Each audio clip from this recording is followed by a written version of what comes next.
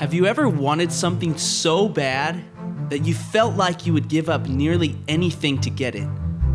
There are many pleasures in this life that will tell you that they can give you fulfillment or happiness or meaning. But I believe that each and every one of us have reached that point where we finally get that something that we want, only to discover that all it ultimately held for us was disappointment. And so we move on to the next thing, and then the next and the next. And some of us are left wondering, is there even a purpose to our lives? Did you know that God understands that we need fulfillment? It's how He created us.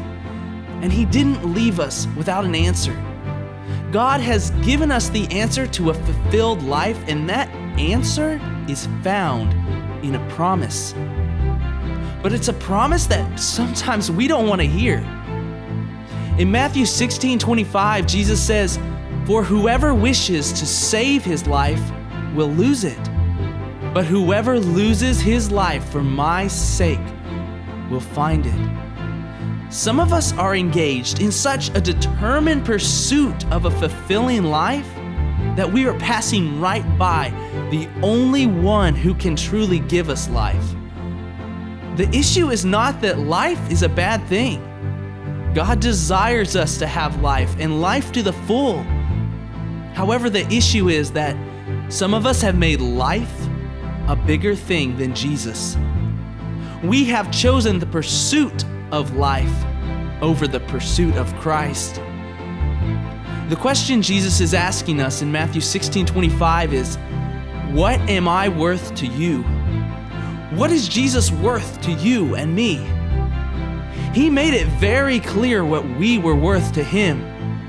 When He gave up His life for us in a horribly tragic and painful way, He made it very clear what we were worth to Him when He allowed Himself to be crucified for something He did not do, for something we did. Galatians 2:20 is a powerful statement that we as believers need to live by. It says, "I have been crucified with Christ, and it is no longer I who live, but Christ lives in me. And the life which I now live in the flesh, I live by faith in the Son of God, who loved me and gave Himself up for me." A life of pursuit after Jesus is a life of friendship with Him. When we choose to seek Him first, He fills us with His Holy Spirit and He lives in us. When that happens, we're no longer looking to receive life from the things we see or the things we can get. Once that happens, we're walking in the life that He provides. And that is a life worth living.